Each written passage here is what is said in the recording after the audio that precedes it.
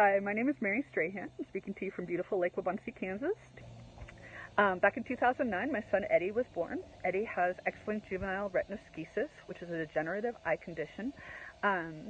It can be fairly mild, or it can lead to complete and total blindness. In Eddie's case, he started out somewhat sighted, and he is currently light perception only. He claims he can see light. I'm thinking not. But we'll take his word for it for the moment. Braille has been incredibly important, and it has been an incredible fight. It has been a fight with both school districts and a fight with my son, because since he had usable vision for quite a long time, he very much wanted to use that usable vision, and he was very sneaky about it. Kathy can tell you stories that, like, we'd go down the hallway at the Children's Center for the Visually Impaired. There's a group of adults around Eddie, and he's walking in the middle. And she pointed out he was using us all as seeing eye dogs, because then if he walked in the middle, he knew he wouldn't hit anything. My kid, when he was 3, passed for sighted. He passed for years, and it made it hard to get him services. Now, my first master's is in English language and literature, so as you can imagine, my child will be illiterate over my dead body, and over the dead bodies of really anybody that gets in my way. When he was first trying to transition to the school district at age 3, first they wanted to put him in a building that said, this is not a designated accessible facility for the disabled, which is a problem. My dad's an attorney, and as he or other attorneys will point out to you, that means you're waiving liability if you allow him to be in that building, even though they were claiming, well, it's because you can't get up on the stage. I'm like, yeah, the sign's still there.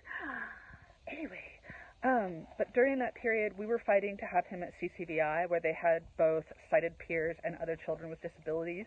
They wanted him either in their general preschool. They also suggested a fractionated model with the Kansas State School for the Blind, or KSSB, which is also in KCK. When KSSB was in the room, they had absolutely no problem with Braille, because KSSB was like, yes, absolutely, this 3-year-old who has some sight absolutely needs Braille. Braille is literacy.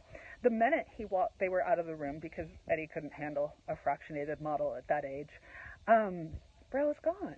That they were like, he's too young to start learning Braille. Never mind that at CCVI he was doing pre-Braille. Never mind that sighted kids get exposed to print from birth. He was too young for it. Unfortunately for them, they had me, who did know that Braille is a reversed service under IDEA, which means as part of the IEP team, you have to prove that not only is Braille not needed now, but it will never be needed in order to deny that service. And of course, since Eddie had a degenerative eye condition, they weren't able to prove that. Now, my son, aside from passing, very much wanted to be, and still does want to be, like everybody else.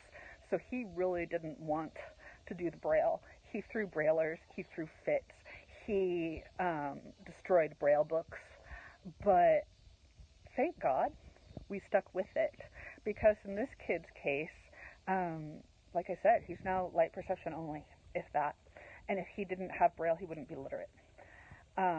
School districts are absolutely going to fight you on it because they don't want to pay for it. It takes time to learn Braille, and there's this idiot idea that you could just have a talking book instead. But by that logic, nobody should learn how to read, because anybody can listen to an audiobook, and we can just make it the thing for the elite again. And nobody needs to learn how to read, and just, the elite and the wealthy can learn how to read. Well, if that's unacceptable to you, then not doing Braille is also unacceptable to you, because Braille is literacy. But it was absolutely a matter of fighting with the district. It was a matter of paying out of pocket to go to CCBI for a number of years. It was a matter of buckling down with my kid. But you know what? Now he is a voracious reader. He still loves audiobooks, but he can also sit down and read books in Braille. He'll do it for hours. It took a lot to get through to him, but it was absolutely worth it. And thank God we did,